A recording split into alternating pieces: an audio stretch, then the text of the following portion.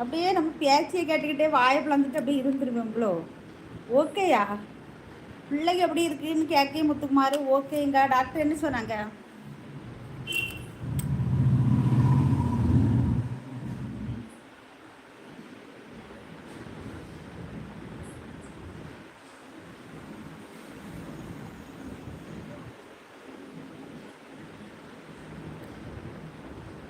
ராஜா நான் இப்போ சொல்லுங்க என் வாய்ஸை பற்றி. நல்லா இருக்கான்னு இப்படி அம்மு தங்கச்சிக்கு தெரிஞ்சு போச்சே. யூடியூப்பு நான் யூடியூப்பு நான் என்னன்னு தெரியல, சும்மா ஆரம்பித்து விட்டேன். அப்படியாண்ணா? எனக்கும் என்னன்னு தெரியாது. சமையல் வீடியோ போட போகிறோம், நேரம் போகலை, ஏதாச்சும் ஒன்று பண்ணுவோம் அப்படின்னு சொல்லி போட்டேன். இதில் எல்லாம் ஆனால் ஒரு வேலைக்கு போகணுமா, ஒன்று வார சம்பளக்காரன் சனிக்கிழமை ராத்திரி சம்பளம் வாங்கிட்டு வீட்டுக்கு வந்துடுவான். சரியா? மாத சம்பளக்காரன் 1ஆம் தேதியிலேருந்து 5ஆம் தேதிக்குள்ளே அக்கௌண்ட்டில் பணம் எடுத்துருவான். டெய்லி வேலைக்கு போய் சம்பளம் வாங்குறவங்க காலையில் வீட்டில் இருந்து ஒரு 8 மணிக்கு கிளம்புனவனா சாயங்காலம் 6 மணிக்கு வரும்போது கையில் காசோடு வருவான். ஆனால் இதிலெல்லாம் சம்பாதிக்கணும்லாம் யாரும் போனால் நடக்காது. என் பொண்ணுக்கு காது க்ளீன் பண்ணியாச்சு, காது சுத்தமாச்சு, இப்போ காது நல்லா இருக்கு, மருந்து மாத்திரை எதுவும் வேண்டாம்னு சொல்லிட்டாங்க. அப்படியா? இந்த பிள்ளைங்க விளையாட்டு புத்தியில் எதையாவது காத்துக்குள்ளே செடி வச்சுருந்துருக்கும், அந்த மாதிரி ஆவி இருக்கும். எனக்கு பையன் சின்ன பையலாக இருக்க போது மல்லிகை மொட்டு இருக்கு தெரியுமா முத்துக்குமாரு, மணக்கு மணக்கு மூக்குக்குள்ள வச்சுட்டான்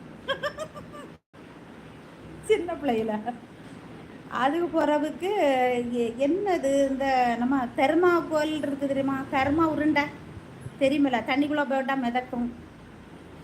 அந்த ஃப்ரிட்ஜு வாஷிங் மிஷினு நம்ம எலக்ட்ரிக்கல் ஜாமான் நம்மளாம் வாங்கினாக்கி அதை பேக் பண்ணி வச்சுருப்பாவ தெர்மாக்கோல். அதில் இருக்க தெரியுமா உருண்டை உருண்டை, அந்த உருண்டையை தூக்கி காற்றுக்குள்ளே வச்சுட்டோம்.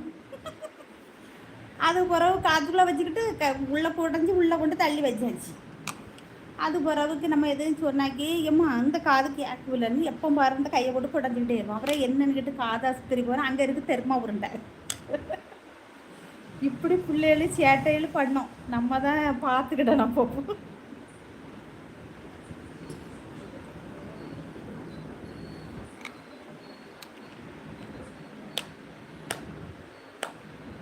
அடா என்ன தங்கச்சி இப்படி சொல்லிட்டு, உன்னோட குரலை கேட்க எத்தனை பேர் வெயில் கூடி இருக்கிறாங்க, வெளியில் கூடி இருக்காங்களா?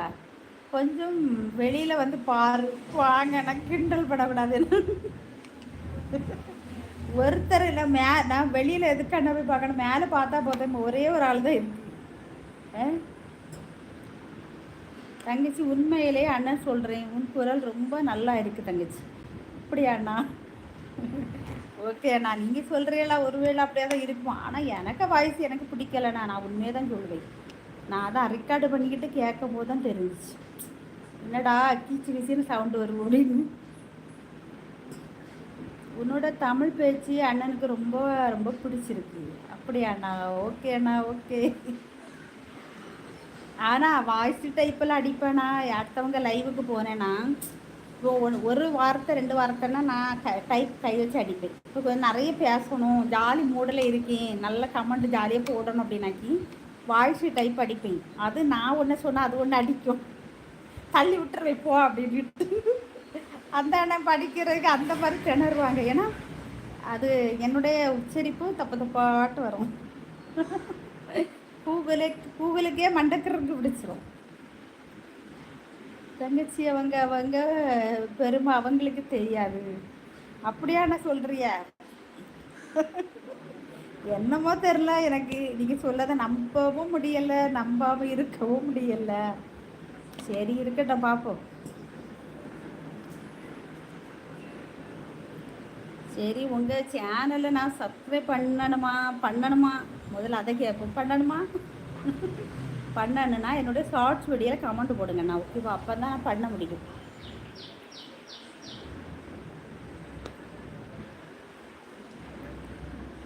நீங்கள் லைவெல்லாம் பேசியிருக்கீங்களாண்ணா? சொல்லுங்கள், லைவ் பேசியிருக்கீங்களா நீங்கள்?